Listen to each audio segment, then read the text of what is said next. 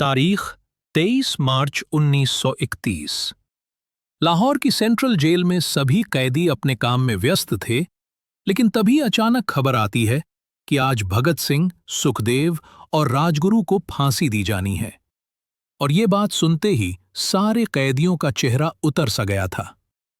शाम के करीब 4 बजे जेल के वार्डन चरण सिंह ने कैदियों को असामान्य रूप से जल्दी उनकी कोठरियों में बंद होने का आदेश दिया।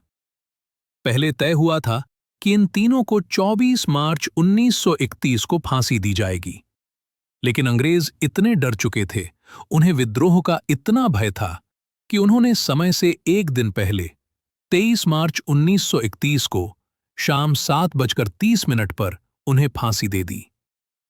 इसके बाद तीनों क्रांतिकारियों को उनकी कोठरियों से बाहर निकाला गया। एक एक करके उनका वजन किया गया, उन्हें काले कपड़े पहनाए गए। जब उन्हें फांसी के लिए ले जाया जा रहा था, भगत सिंह बीच में खड़े थे, चेहरे पर एक मुस्कान और हाथ में लेनिन की किताब। और फिर तीनों साथियों ने एक साथ इनकलाब जिंदाबाद का नारा लगाया। फिर वो काली रात आई और इतिहास का सबसे बड़ा सवाल जन्म लेता है। महात्मा गांधी ने उनकी फांसी क्यों नहीं रुकवाई?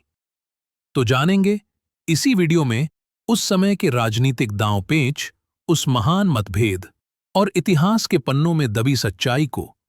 क्या सच में गांधी जी ने भगत सिंह की फांसी रोकने से मना किया था?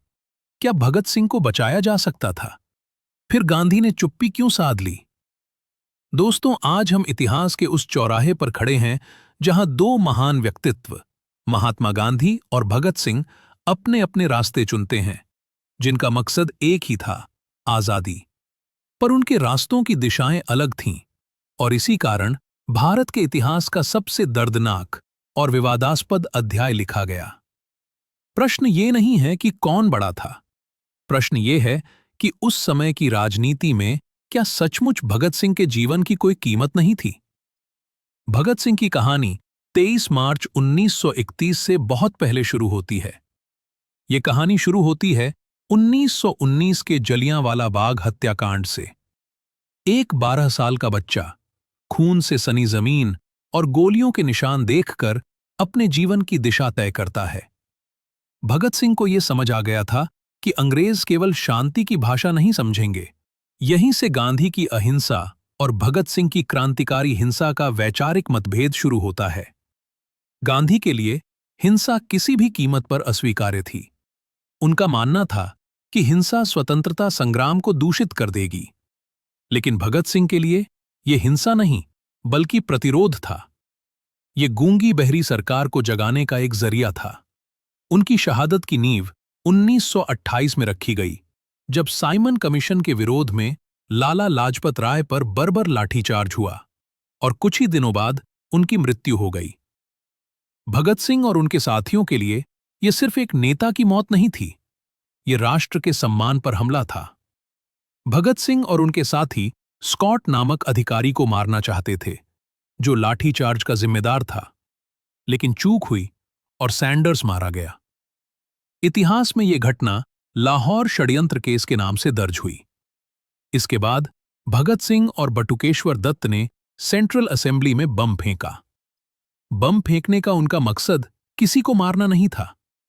उन्होंने जानबूझकर ऐसी जगह पर बम फेंका जहां कोई हताहत न हो, और फिर उन्होंने आत्मसमर्पण किया।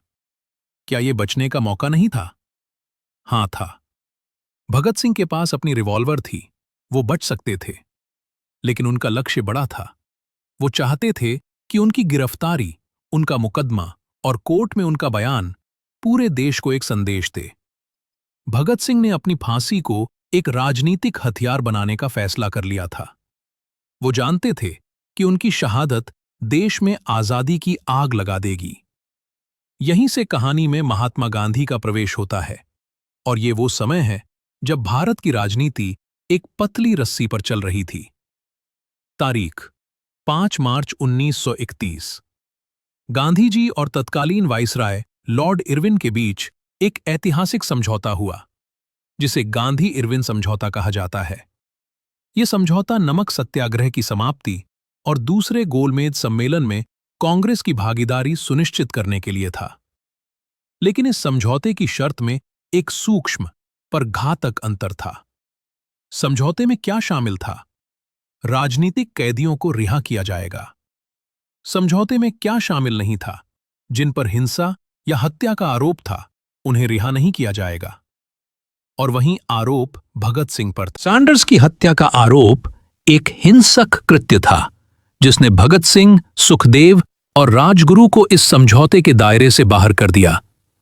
यहीं से गांधी पर उंगली उठना शुरू हुई कि उन्होंने जानबूझकर भगत सिंह के मामले को समझौते में शामिल क्यों नहीं किया। सवाल यह है, क्या गांधी जी जानबूझकर भगत सिंह को नजरअंदाज कर रहे थे? लेकिन ऐसा नहीं है। भगत सिंह की फांसी रोकने के लिए गांधी जी ने कई बार प्रयास किया। गांधी जी ने भगत सिंह की फांसी टालने के लिए इरविन से बात की थी। वो किसी भी खूनी डाकू या लुटेरे को सजा देना अपने धर्म के खिलाफ मानते थे। इस आधार पर वो भगत सिंह की सजा माफ करवाना चाहते थे। वो अहिंसा के पुजारी थे। यदि वो समझौते में हिंसा के दोषी एक क्रांतिकारी की रिहाई की शर्त रखते, तो पूरा समझौता खतरे में आ जाता और अंग्रेजों को यह कहने का मौका मिल जाता कि कांग्रेस हिंसा को बढ़ावा देती है। गांधी जी ने इरविन को एक चिट्ठी भी लिखी थी, जिसमें उन्होंने फांसी की सजा को न टाल सकने की स्थिति में उसे कुछ समय के लिए स्थगित करने का आग्रह किया था। गांधी जी का प्रयास फांसी को रोकना नहीं, बल्कि टालना था, ताकि उन्हें और समय मिल सके। लॉर्ड इरविन ने कथित तौर पर गांधी के सामने एक शर्त रखी। यदि भगत सिंह, राजगुरु, सुखदेव एक माफीनामा लिख देते हैं, तो अंग्रेज उनकी फांसी को माफ कर देंगे। ये वो बिंदु है जहां दो महान देशभक्तों के रास्ते हमेशा के लिए अलग हो गए। गांधी जी के लिए जीवन बचाना सर्वोपरि था, भले ही उसके लिए एक औपचारिक माफी मांगनी पड़े। भगत सिंह के लिए माफी मांगना उनके पूरे इनकलाबी जीवन के दर्शन की हार थी। इसलिए भगत सिंह ने माफीनामा लिखने से इनकार कर दिया। अगर उस दिन वो माफीनामा लिख देते, तो शायद उनके अंग्रेज द्वारा फांसी की सजा न होती। भगत सिंह का मानना था कि उन्होंने कोई गलत काम नहीं किया है। वो चाहते थे कि उन्हें फांसी के बजाय तोप के सामने बांधकर उड़ा दिया जाए, यानी युद्धबंदी की तरह मौत मिले, अपराधी की तरह नहीं। उनके वकील प्राणनाथ मेहता जब उनसे मिलने गए, तो भगत सिंह ने कोई भावुक संदेश नहीं दिया, बल्कि उन्होंने अपने दो संदेश दोहराए: साम्राज्यवाद मुर्दाबाद और इनकलाब जिंदाबाद। भगत सिंह ने पहले ही तय कर लिया था कि वो माफीनामा लिखकर आजाद होने वाले भगत सिंह नहीं बनना चाहते थे, बल्कि वो फांसी पर लटककर शहीद आजम बनना चाहते थे। उन्हें पता था कि एक जिंदा क्रांतिकारी से ज्यादा ताकतवर एक शहीद क्रांतिकारी होता है। ब्रिटिश सरकार भगत सिंह को माफ नहीं कर सकती थी, इसलिए इरविन ने गांधी जी के सारे अनुरोधों को खारिज कर दिया। यह केवल गांधी की खामोशी नहीं थी, यह ब्रिटिश साम्राज्य की कठोर और दमनकारी राजनीति का निर्णय था। 23 मार्च की रात जब 3 नौजवान हंसते हंसते फांसी के फंदे पर झूले, तो अगले ही दिन पूरे देश में जन आक्रोश फूट पड़ा। अंग्रेजों ने शवों को अपमानजनक तरीके से सतलुज नदी के किनारे जलाया, अधजले शवों को वहीं छोड़ दिया। लाहौर के नीला गुंबद से 3 मील लंबी शोक यात्रा निकली। लोगों ने काली पट्टियां बांधी और हर जुबान पर केवल एक सवाल था: गांधी ने क्या किया? फांसी के ठीक बाद कांग्रेस का कराची अधिवेशन हुआ। जब गांधी जी वहां पहुंचे, तो लोगों ने उनका स्वागत काले झंडे दिखाकर किया। नारे लगे, गांधी गो बैक।